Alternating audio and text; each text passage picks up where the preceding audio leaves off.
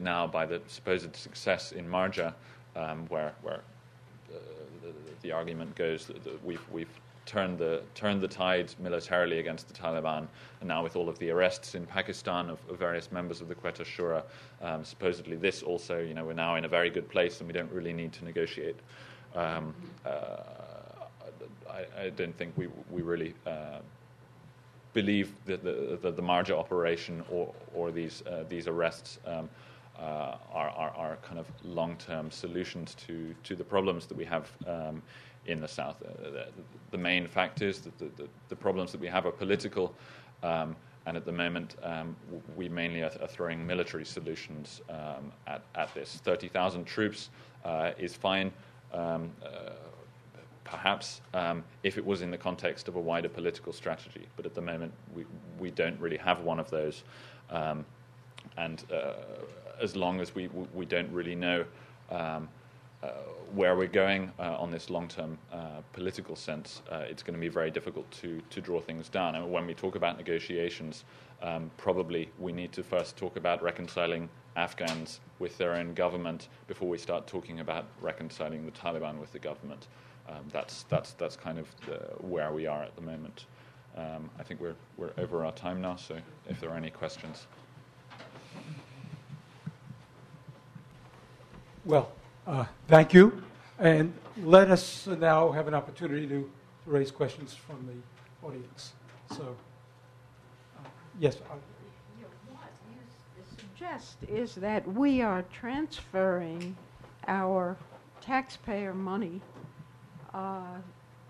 to certain Afghan overlords rather than for the benefit of the people at large. And when there was an article in the Washington Post the other day which said that dollars and Saudi money also were finding their way in great quantities to Dubai. The implication was that it was being stolen.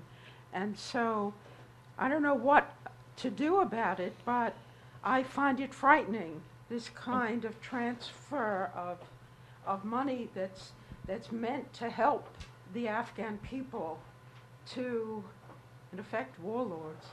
I mean, yeah, and the more frightening thing is that so much money is going actually directly to the people who are fighting us. It's going directly to buying bullets and guns or whatever down in the south, directly to the Taliban and other members of the insurgency. I think there are things that we can be doing specifically because we have so little monitoring and evaluation of what's happening with our money. We pay it, and we're not going to projects to check what's going on. We're not evaluating people. We have this massive turnover. Every 6 months there are new people coming in. Lots of friends of ours will sell a project to a group of people for basically some photos, which they say, we built a bridge in X area, and they'll get money for it. When perhaps that rotation finds out that was a fake project, they'll say, okay, we're not giving this guy any money anymore. This construction company will wait one rotation, and then he'll come back a year later, and he'll be able to sell exactly the same thing to the Canadians because there's no centralized list or history of these companies or anything like this. In fact, all of the data we learnt recently is wiped at the end of every rotation.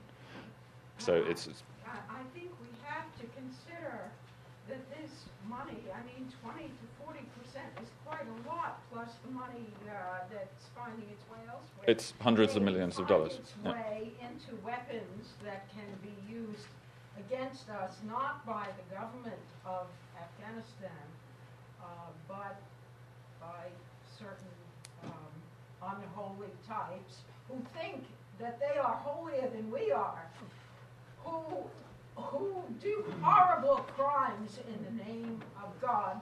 My wife. Thank you.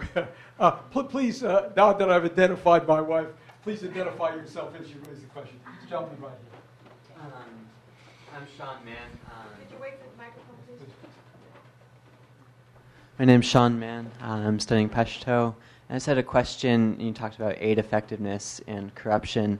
I know in the North, people talk about the National Solidarity Program as being better run than a lot of what's accepted as standard. Are there any programs, either ISAF, NGO, or Afghan government, that you have heard of or had experience of in the South that are better run or perhaps offer a better model?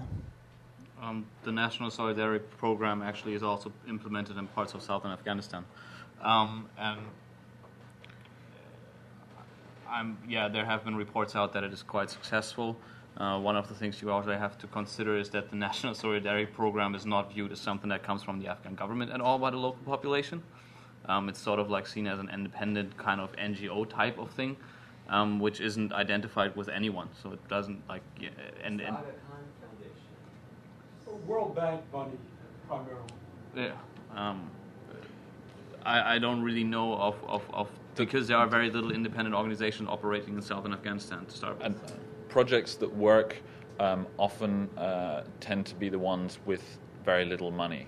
The problem is once you have hundreds of millions of dollars, it's simply too nice a target for someone who doesn't even intend to do the work, who can get away with it to put in whatever he needs to do to get that project. The smaller projects are often more effective because it's simply not interesting for people to extort it for even a couple of $100,000. That's not interesting in terms of a number for people. Yes. Yes, hi, Colin Cookman at the Center for American Progress. Could I ask you to speak a little bit more about the Baradar capture and particularly interested in your take on reports that this was perhaps due to an internal split within the Quetta Shura and that Baradar was sort of on the outs, and so they basically gave him up because he was no longer in the circle anymore? I mean, we're not. I don't really want to talk about Pakistan because we're by no means experts on Pakistan. In terms of why that might happen, I mean, we can speculate all we want. Our hunch is that it's a spoiler to talks. I mean, given the names of people who were taken from the Quetta Shura indicates that these were relatively speaking the people who might be open to some kind of talks with the government at some point in the future, maybe.